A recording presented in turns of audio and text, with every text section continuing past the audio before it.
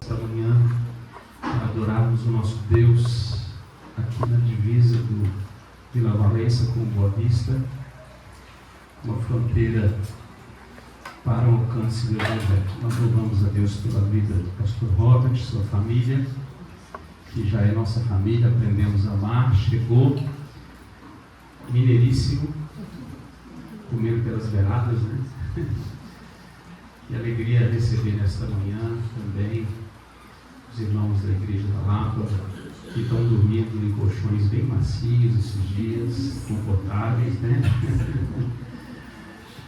Um tempo muito bom tivemos ontem, poder ouvir a cantata e ser muito edificado. Quero compartilhar com vocês um pouco da palavra, mas antes dizendo que esse foi feito por Robert, né?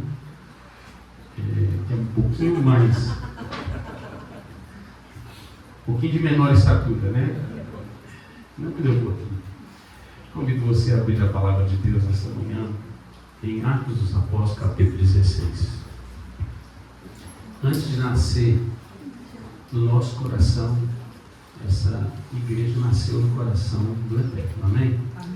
Desejo de termos na cidade mais igrejas relevantes para a pregação do Evangelho, para testemunho de Cristo Jesus. A Baixada Santista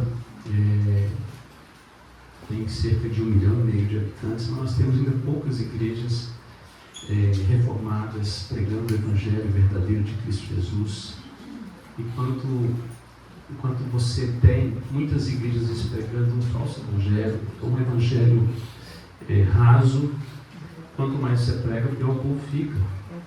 É isso que acontece. Então nós precisamos de mais igrejas bíblicas expondo a palavra de Deus, para que a palavra de Deus possa nortear, né, a vida da sociedade. Então nós oramos para que em muitos outros bairros da nossa região tenhamos muitas igrejas nascentes.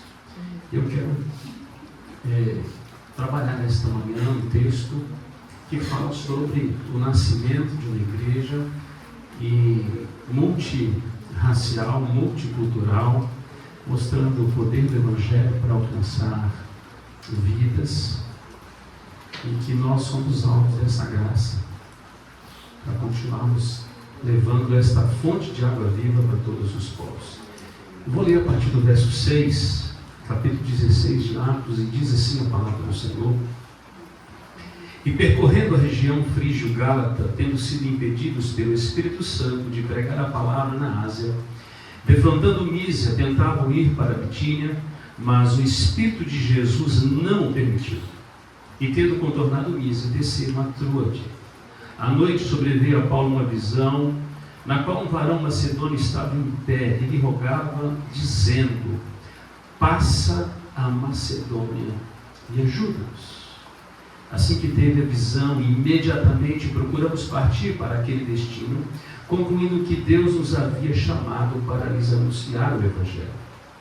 Tendo, pois, navegado de Troade, seguimos em direitura de Samotrácia, no dia seguinte a Neápolis e dali a Filipos, cidade da Macedônia, primeira do distrito e colônia. Nessa cidade permanecemos alguns dias. No sábado, saímos da cidade para junto do rio, onde nos pareceu haver um lugar de oração. E assentando-nos, falamos às mulheres que para ali tinham concorrido. Certa mulher chamada Lídia, da cidade de Tiatira, vendedora de púrpura, temente a Deus, nos escutava. O Senhor lhe abriu o coração para atender às coisas que Paulo dizia. Depois de ser batizado, ela e toda a sua casa nos rogou, dizendo: Se julgais que eu sou fiel ao Senhor, entrai em minha casa e aí ficai. E nos constrangeu a isso. Aconteceu que, indo nós para o lugar de oração, nos saiu ao encontro uma jovem possessa de espírito adivinhador, a qual, adivinhando, dava grande lucro aos seus senhores. Seguindo a Paulo e a nós, clamava dizendo: Estes homens são servos do Deus Altíssimo e vos anunciam o caminho da salvação. Isso se repetia por muitos dias. Então Paulo, já indignado, voltando-se, disse ao Espírito: Em nome de Jesus Cristo eu te mando, retira-te dela. E ele na mesma hora saiu. vendo seus senhores que se lhe desfizera a esperança do lucro, agarrando em Paulo e Silas, arrastaram para a praça a presença das autoridades, e levando-os aos pretores, disseram: esses homens, sendo judeus, perturbam a nossa cidade, propagando costumes que não podemos receber nem praticar, porque somos romanos. Levantou-se a multidão unida contra eles, e os pretores, rasgando-lhes as vestes, mandaram açoitá-los com varas. E depois de lhe darem muitos açoites, os lançaram no cárcere, ordenando ao carcereiro que os guardasse com toda a segurança. Este, recebendo tal ordem, levou para o cárcere interior e lhes prendeu os pés nos troncos. Por volta da meia-noite, Paulo e Silas oravam e cantavam louvores a Deus. Os demais companheiros de prisão escutavam. De repente sobreveio tamanho terremoto que sacudiu os alicerces da prisão. Abriram-se todas as portas e soltaram-se as cadeias de todos. O carcereiro despertou do sono e, vendo as portas abertas do cárcere, puxando a espada, ia suicidar-se, supondo que os presos tivessem fugido. Mas Paulo bradou em alta voz: não te faças nenhum mal, que todos aqui estamos. Então o carcereiro, tendo pedido uma luz, entrou precipitadamente trêmulo, prostrou-se diante de Paulo e Silas. Depois, trazendo-os para fora, disse: senhores, que devo fazer para que seja salvo? Responderam-lhe: crê no Senhor Jesus, e serás salvo tu e tua casa. E lhe pregaram a palavra de Deus, e a todos de sua casa. Naquela mesma hora da noite, cuidando deles, lavou os vergões dos açoites. A seguir, foi ele batizado e todos os seus. Então levaram-os para sua própria casa, ele expôs a mesa e com todos os seus manifestava grande alegria por terem crido em Deus. Verso 40. Tendo-se retirado do cárcere, dirigiram-se para a casa de Lídia e, vendo os irmãos, os confortaram. Então partiram. Que Deus abençoe sua maravilhosa palavra nesta manhã. Amados, esta é a segunda viagem missionária do apóstolo Paulo, depois dele ter percorrido uma região complicada, ter sido inclusive apedrejado em Listra, retornou, e na primeira viagem ele tinha aí como companheiro João Marcos Barnabé. João Marcos abandonou a primeira caravana. Na segunda caravana, Paulo não quis levar João Marcos, e por causa disso Paulo toma Silas como seu companheiro de viagem. E durante esta jornada encontra-se um jovem também, que em Listra viu um bom testemunho do apóstolo Paulo, possivelmente foi testemunha ali do apedrejamento de Paulo, de que Paulo, mesmo depois de apedrejado, como morto, se levanta e volta a pregar o evangelho. Você imagina esse testemunho na vida de Timóteo. E Timóteo agora vai compor essa caravana e quer alcançar o mundo com o evangelho. E nesta segunda viagem, Paulo quer ir mais longe, talvez com referência que tivesse uma população maior. Paulo sempre estratégico na evangelização. Diz o texto, a partir do versículo 6, diz que ele, contornando uma região aqui, ele queria subir para pregar o evangelho na Ásia, mas ele foi impedido pelo Espírito Santo. Nós não sabemos o que impediu, possivelmente talvez uma enfermidade, alguma coisa que segurou Paulo por mais tempo. E nesse período, tendo ido ao porto de Troade, ali Paulo tem uma visão. E a visão é de um cidadão macedônio, do varão macedônio, que clama: passa a Macedônia e ajuda-nos. Se Paulo queria subir ali onde hoje é o norte da Turquia, Bitínia, ele é agora impelido com a sua caravana, que agora vai compor também o evangelista Lucas, e quem narra, ele estava narrando o tempo todo na terceira pessoa, agora ele vai narrar na terceira pessoa o nós, era eles, agora é nossa, ou seja, ele está fazendo parte agora, possivelmente para cuidar da saúde de Paulo, acompanhando Paulo durante a jornada. Lucas, então, compõe essa equipe, que vai imediatamente, em obediência a essa direção dada pelo Espírito Santo, vão atravessar o mar em direção à Europa. Se o objetivo era levar o Evangelho para a Ásia, o Espírito Santo não permitiu. Então, não era vontade de Deus que o Evangelho chegasse ao norte ali do Rio, aquela região onde Paulo tinha intenção. É a intenção, mas não era o momento. Deus, Ele que conduz a nossa agenda. Às vezes, a gente fez planos aí para algumas coisas e nós vimos esses planos sendo frustrados. A pandemia foi um deles. Agora a agenda do gaúcho e do brasileiro praticamente mudou. A política aprovada em Brasília de recursos estão sendo todos remanejados, ou seja, o homem faz planos, mas a resposta certa dos lábios do Senhor. E a agenda missionária, ela pertence a Deus. Às vezes você sai na feira apenas para comprar banana, mas você encontra alguém sedento pelo Evangelho, e o Espírito Santo te guia a pregar o Evangelho, e ali, de repente, você é tomado pela direção de Deus, e talvez você nem volte com banana para casa, você volte com as mãos cheias dos frutos que Deus vai te dar, com uma colheita de almas. Este ano eu tive uma oportunidade de ir para um congresso fora do país, e fui pregar em 2 igrejas no Canadá. Porque uma das igrejas que eu preguei, eu não conhecia ninguém, eu não sou pastor da igreja. Mas chegando lá, N conexões aconteceram. E hoje tem um rapaz congregando aqui na minha igreja, que eu colhi lá no Canadá. Você imagina onde eu fui buscar, né?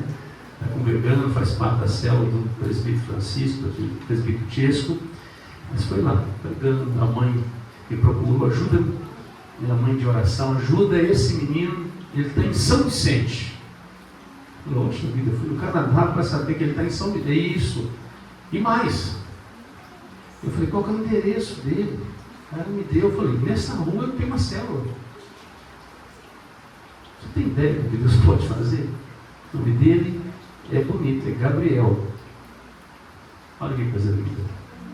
Está lá congregando, presente, participativo na célula. E nós louvamos o que Deus faz. Ele pega uma agenda que parecia ser tão estranha, tão distante, foi pregar o Evangelho lá para alcançar alguém aqui. Só Deus pode fazer essas coisas. Então isso vai acontecer. Eles atravessam então ali o mar e vão em direção à Europa. E diz que deixando o Porto Neápolis, diz que eles vão para uma cidade, a maior cidade ali da Macedônia na época, Filipos, que era colônia romana, ou seja, uma colônia romana ela era diferente das demais cidades que estavam debaixo do império, porque ela era uma reprodução exata do que tinha em Roma. Isenção de taxas, impostos, ali havia um quartel-general do exército, uma linguagem que se escreve na carta para os Filipos, uma linguagem extremamente militar, né? Ou seja, é aquele local onde Deus vai levar o apóstolo Paulo. Também, Filipos é uma cidade que foi construída estrategicamente para ser uma conexão entre 2 mundos, entre a Europa e a Ásia. Se alguém queria conquistar, levar as suas frontes comerciais para mais distante, ele abriu essa cidade, deu o nome ali de Filipos, para que essa cidade se tornasse ali um local de passagem. Paulo era estratégico, mas o Espírito Santo ainda mais. Ali era a rota onde as pessoas estavam passando, é onde a igreja tem que estar. É isso, nós vamos encontrar exatamente as pessoas à beira do caminho. Era um lugar estratégico e Paulo está ali para levar o Evangelho para aquelas pessoas. Diz o versículo 10, diz que assim que teve a visão, imediatamente eles foram para aquele local, para aquele destino. Concluindo isso, que Deus nos havia chamado para lhes anunciar o Evangelho. Por que Deus me leva para certos lugares? Por que Deus me direciona para certas pessoas? Às vezes nós vamos em lugares fazer network, contatos, relacionamentos. Mas qual que é o propósito disso? Se você trabalha em um comércio, conhecer pessoas vai facilitar a sua área de venda. Se você trabalha na área de educação, conhecer pessoas vai facilitar a sua área de influência. Mas se você conhece o Evangelho, você pode fazer todas as coisas, mas você carrega o tesouro mais precioso, o poder de Deus de transformar vidas. E aqui nós temos 3 histórias que Lucas narra desta viagem, onde nasce a primeira igreja na Europa, a igreja de Filipos. Ele narra 3 histórias com 3 personagens distintos aqui, de 3 sistemas sociais diferentes. Primeiro ele vai narrar a história de Lídia. Diz que Paulo procurou um local de oração e lá encontrou. Por quê? Porque Filipos ainda não tinha uma sinagoga, e na cidade onde não tinha uma sinagoga, porque não tinha uma quantidade de homens ligados a outras sinagogas, judeus propriamente dito, então não era ali da lei publicamente, a não ser em alguns lugares mais estratégicos, e essas pessoas procuravam montes, beiras de rios, lugares mais isolados para fazer isso. E diz que Paulo procurou um lugar de oração e encontrou lá um grupo de mulheres que concorreram para aquele lugar, entre elas Lídia, que era uma mulher, ela era uma asiática, ela era de Tiatira, ela era uma mulher de posses, ou seja, da classe média alta, porque ela era vendedora de púrpura, uma coisa caríssima para a época. E essa mulher, temente a Deus, vai ouvir o Evangelho e vai render-se a Cristo. A primeira conversão na Europa, e não é só ela, o texto diz que ela e toda a sua casa foi batizada. Diz que o Espírito Santo abriu o coração para que ela atentasse aquilo, as coisas que Paulo pregava. A primeira conversão, então, acontece no ambiente social de uma mulher rica, bem-sucedida. Ela não é do local que ela está, ou seja, ela é uma estrangeira naquele lugar, e ela é alcançada pelo Evangelho. No versículo 40 diz que a igreja passou a reunir na casa dela. A igreja passa a se reunir ali. Ali nasce a igreja de Filipos. Então nós vamos ver que o Evangelho é poderoso para alcançar pessoas, não importa a coeficiente social dele.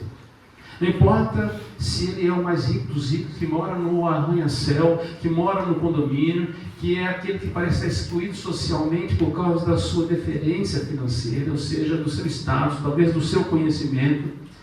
O Evangelho é poderoso para alcançar essas pessoas. Mas diz o texto também que o Evangelho alcança a pessoa da mais baixa classe. O texto continua dizendo que enquanto eles estavam indo para este lugar de oração, possivelmente se tornou uma rotina,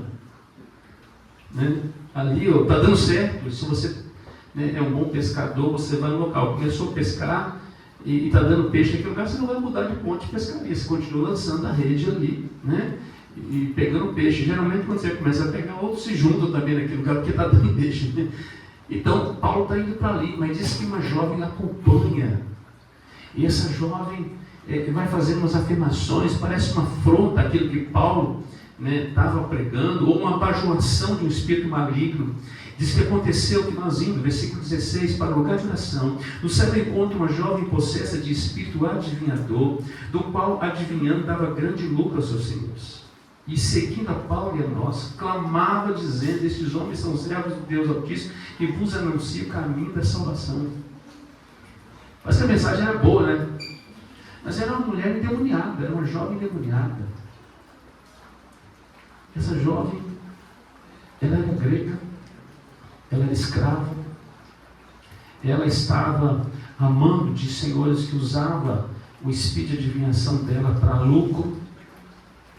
Então, podemos dizer que ela tinha coleira, ela pertencia, ela tinha um preço, como um comércio. Ela era tratada mais como um animal do que como uma pessoa. E diz que Paulo, revoltado com aquilo, indignado com aquele espírito que vinha fazendo a afirmação, possivelmente uma afronta, aqui parece que era uma bajulação, mas afrontando mesmo, Paulo faz uma declaração: em nome de Jesus, eu te mando, retire-te dela. E da mesma hora o demônio saiu, ela ficou liberta. O texto não conta que ela entregou a vida, que foi batizada, mas possivelmente foi isso que aconteceu. Até a própria narração de Lucas parece até que é um pouco preconceito, porque ela é muito rápida, ou seja, era tanto valor que essa mulher tinha para a sociedade, que a própria narração ela é pobre, para mostrar quem ela era. Era a pessoa da mais baixa classe social. A gente passa por essas pessoas nas ruas todos os dias, mas elas também são alvos do amor, da misericórdia, da graça de Deus. Essa semana eu tive a oportunidade de ouvir um testemunho do pastor, a gente chama ele de Jeremias, mas é um coreano, um parque que veio para o Brasil e fazendo um trabalho na Cracolândia, e em parceria com a Igreja da Penha. E achei interessante o português dele dificultoso, mas ele fazendo uma pergunta: olha, se Jesus viesse a São Paulo, qual que era o primeiro lugar que ele ia pregar?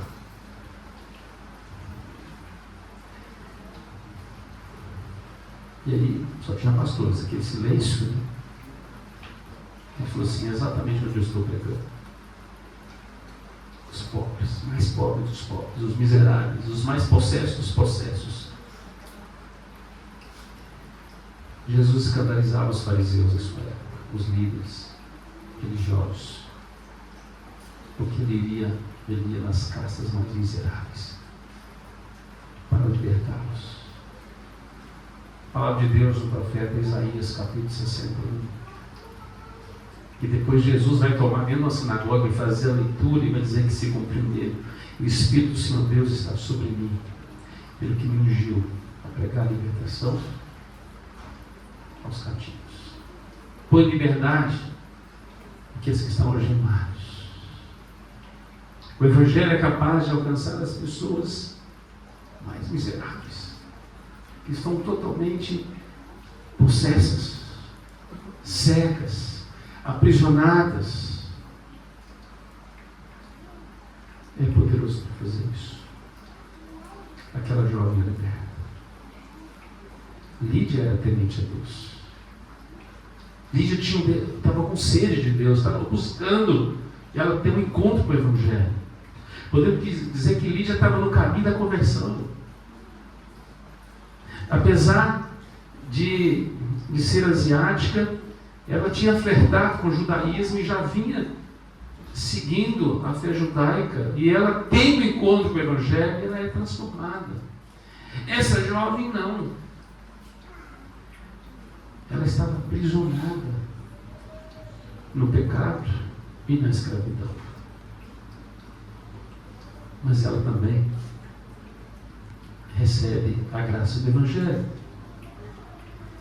Por fim, por causa do que aconteceu a esta jovem, diz que os donos dela, os seus senhores, versículo 19, vendo os seus senhores que se lhe desfizeram a esperança do lucro, agarrando em Paulo e Silas, diz que arrastaram a presença das autoridades, acusaram: olha, esse homem está perturbando a fé dele em nossa cidade.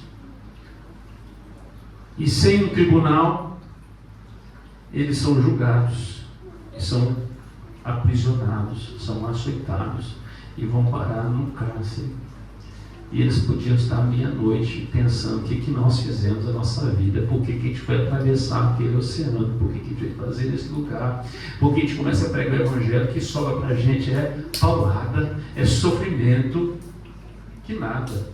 À meia-noite o que eles faziam?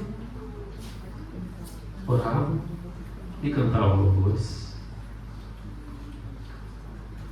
O carcereiro que estava solto estava preso.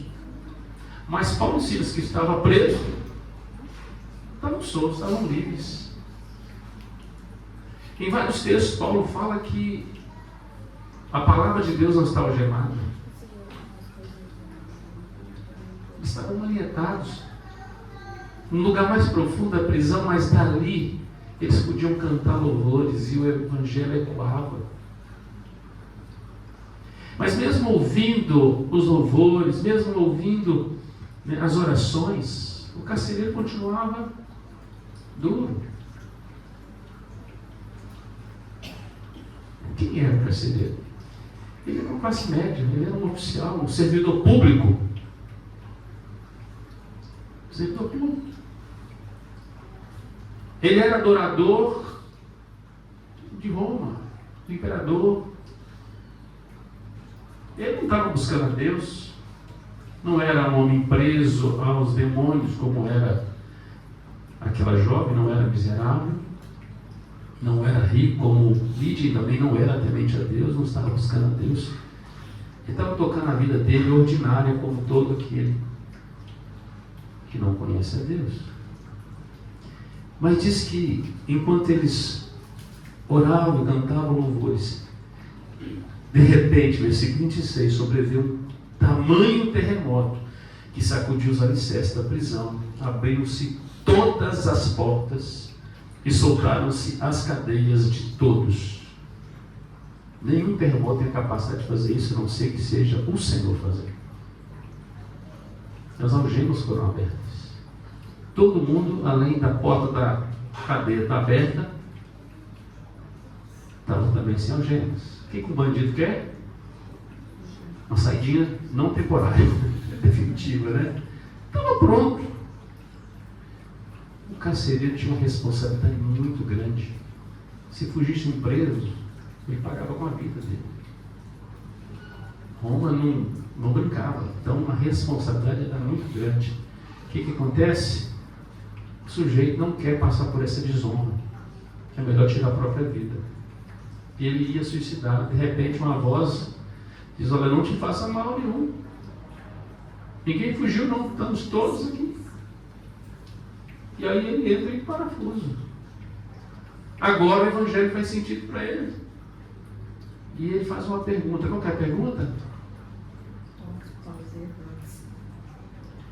O que eu preciso fazer para que eu seja salvo? Salvo como vocês. A ideia ali, o que eu preciso fazer?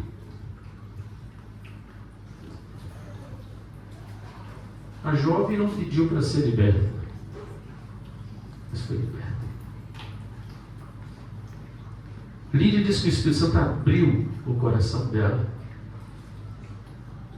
O carcereiro, agora, ele quer. Ele fala: o que eu preciso? Eu preciso ir de joelho daqui a Roma. Eu preciso pagar alguma coisa, porque essa era talvez a religião dele, o preço. E a resposta, qual que é? O que você precisa fazer para ser salvo? O texto diz: crê no Senhor Jesus e será salvo tu e tua casa. O que você precisa para ser salvo? Pagar penitência? Pagar dízimo? Qual que é o preço? Crê no Senhor Jesus e será salvo você, carcereiro, mas será salvo também sua casa. O evangelho vai fazer diferença em toda a sua família. Esse homem da classe média agora que estava totalmente aprisionado vendo os prisioneiros parecem livres e livres mesmo. Diz que ele imediatamente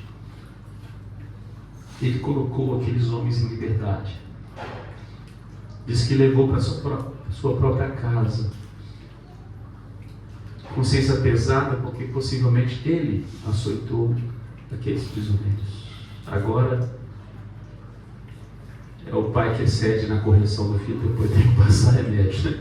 Tá, agora passa, está cuidando das feridas, você imagina. Mas diz o texto que naquela hora ele cuidou, lavou os vergões, versículo 33. O versículo 32 diz que Paulo pregou a palavra de Deus a ele e a casa dele, ou seja, eles ouviram. Ele lavou, cuidou das feridas, e no versículo 33 termina, diz que a seguir. Conclusão daqui, o resultado, a resposta daqui é que ele foi batizado com toda a sua casa. Diz que então aquele homem pôs a mesa, comunhão. Quem a gente leva para a mesa? Aqueles que são íntimos, né? São próximos, né? Pôs a mesa. E com todos os seus manifestava o que? Grande alegria, por quê? Por terem crido em Deus.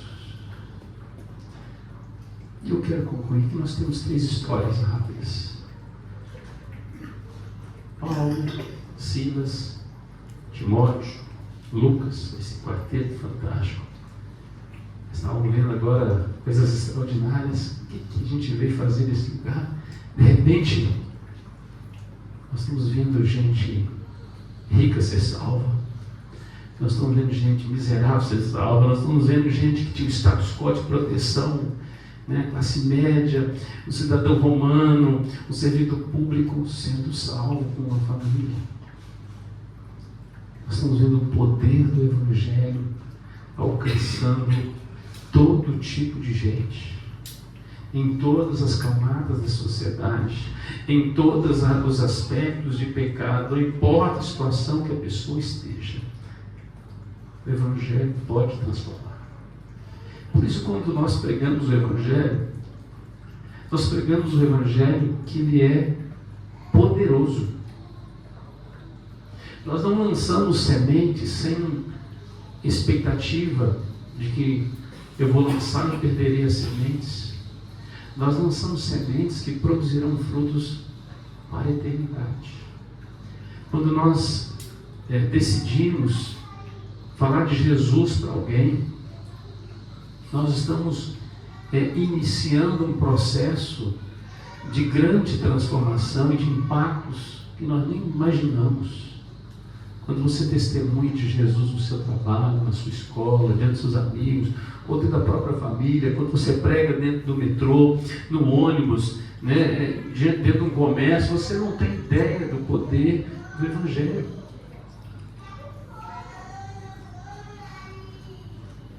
E eu gosto muito de usar um exemplo muito simples, porque eu sou caipira e, como dizer, com muito orgulho, eu sei o que é lançar uma semente no solo.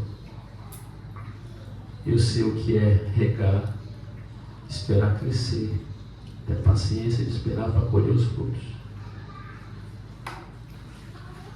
Você lança um carocinho de milho, uma semente no solo. Quantas sementes eu lancei? Uma. Você rega, vai nascer quantos pés? Um pé. Em média, um pé de milho dá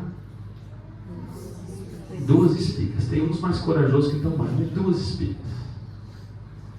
Depois eu queria que você comprasse uma espiga de milho e contasse quantos grãos dá uma espiga. Mas vamos falar o seguinte: já nasceu 2 espigas, mas uma foi mirrada. Então, você fica com uma só. Quantas sementes você tem agora, você sabe? Você acertou 800 sementes. E se você agora plantar espiga em 800 lugares? Oi? Agora foi difícil fazer conta, né?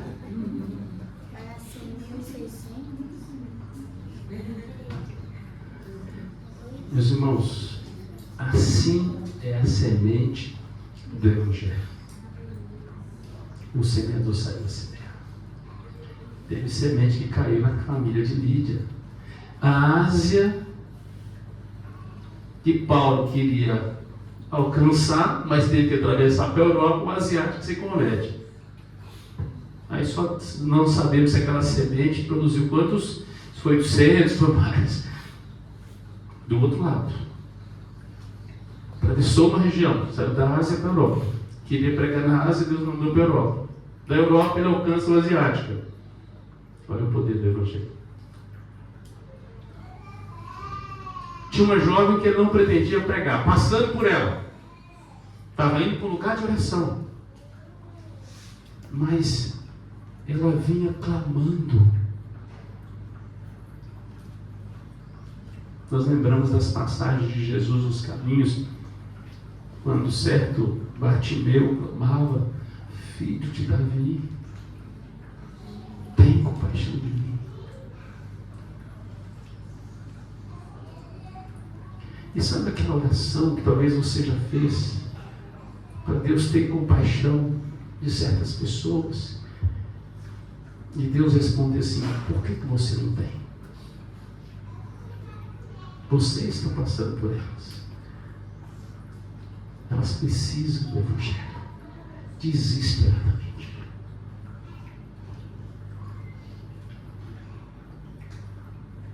Esse tipo de pessoa precisa desesperadamente da graça de Deus. E Deus é poderoso para libertar a pessoa que está na maior profundidade de relacionamento demoníaco, escravizada pelas forças do mal, porque ele veio para libertar. O diabo veio roubar, matar e destruir. Ele veio para a vida, e não é qualquer vida, é abundante. Também tem gente que você vai pregar e ele vai rejeitar o Evangelho. Talvez ele não queira ouvir a sua pregação. Talvez você já foi assim um dia. Você não queria contato nenhum com crente, mas Deus permitiu que uma tragédia acontecesse. Uma cena forte, um estrondo, um terremoto, uma circunstância, uma aflição, algo que quebrou aquela barreira. E de repente o sujeito que não queria o Evangelho está dizendo: o que eu preciso fazer? Porque às vezes nós queremos pregar o Evangelho para quem está querendo ouvir. Esse texto nos mostra que não existe lugar difícil para o Evangelho. Então, se você está aqui nesta manhã, que o seu coração é uma terra para a semeadura, eu creio que o Evangelho pode florescer dentro do seu coração. Creio também que Deus pode fazer de você um semeador. Quem sabe nesta manhã você vai fazer assim: olha, Senhor, pode colocar na minha mão que eu vou lançar sementes. Ah, mas Dona Maria, é tão difícil, ela não quer nada com o Evangelho. Prega. Olha para Deus quebrantar lá. E a palavra quebrantar é quebrar. Tem hora que Deus tem que quebrar. Eu quero que você entenda uma coisa simples. Um dos lugares mais escravizados do Brasil era o sul do país. Era o sul do país. Pastor Sérgio foi pastor lá. O gaúcho não queria nada com Deus. Mas exatamente agora está lotado de missionários, de pastores, de crentes, levando comida e evangelho. E a igreja presbiteriana tem mandado muito material para lá, muitos recursos, glória a Deus por isso. Caravanas estão lá pregando o evangelho com a própria vida. Talvez fosse como carcereiro. Deus teve que forçar a barra. Não estou dizendo que esse era o plano dessa enchente. Mas Deus não desperdiça nem uma enchente. Mas muitas vezes somos nós, que dizemos somos tementes a Deus, que precisamos ter esse encontro com Jesus. Tem gente que é temente, mas ainda não é crente. Não nasceu de novo. Lídia nasceu de novo naquele lugar de oração. E tem gente que não é nem temente a Deus, mas não aguenta mais o sofrimento, a escravidão. E está clamando para alguém libertá-los.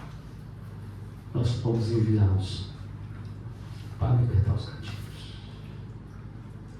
Fomos enviados para pregar todo tipo de gente. E nasceu em Filipe uma igreja maravilhosa. Tinha todo o perfil de gente naquela igreja. Miserável, classe média e rico. E é aquela igreja que recebe uma das cartas que a gente mais gosta de ler, Filipenses. É aquela igreja que mais se envolve nas questões humanitárias, de auxílio. É a igreja que Paulo fala sobre alegria, sobre contentamento.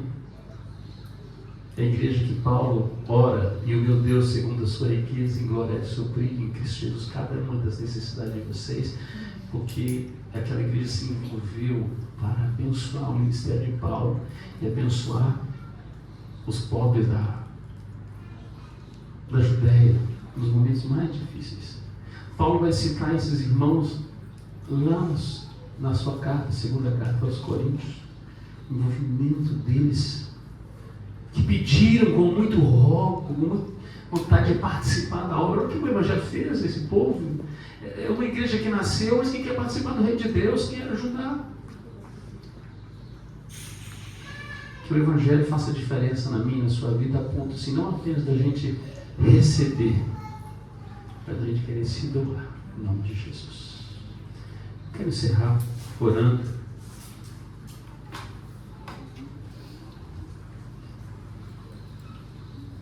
Baixe sua fronte. O que Deus falou com você nesta manhã? Não é o que eu falei, o que Deus falou com você. 3 histórias. Havia um cidadão que dizia: varão, passa a Macedônia, ajuda-nos. Talvez tenha alguém dizendo: passa para São Vicente, vem nos ajudar. Ou passa a Lapa e vem nos ajudar. Vem à África nos ajudar. Vem ao Rio Grande do Sul nos ajudar. O que Deus está falando com você? Para onde? Para quem? O Evangelho não fez acepção de pessoas.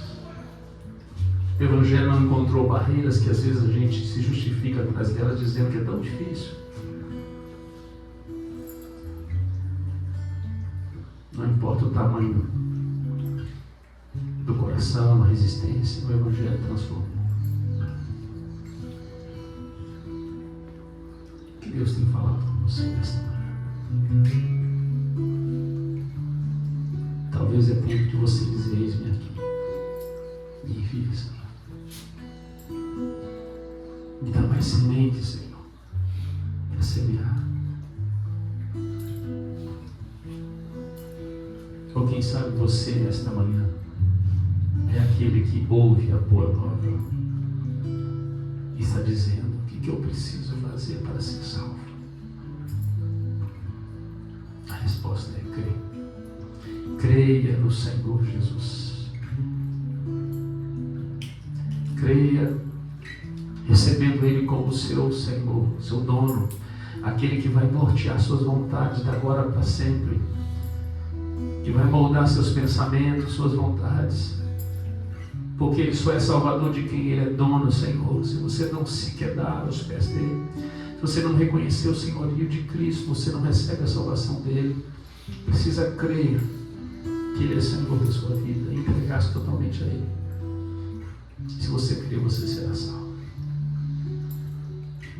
Que nesta manhã você tenha alegria, assim como o carcereiro teve, de toda a sua casa. E qualquer alegria é porque ele creu em Deus.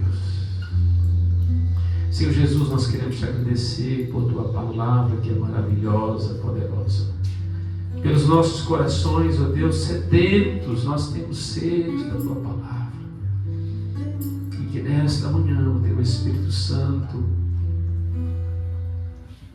prepare essa terra no nosso coração. Que as sementes lançadas nesta manhã caem em boa terra, Senhor. Que o inimigo não roube a semente, mas que ela germine e produza os frutos que glorificam o teu nome.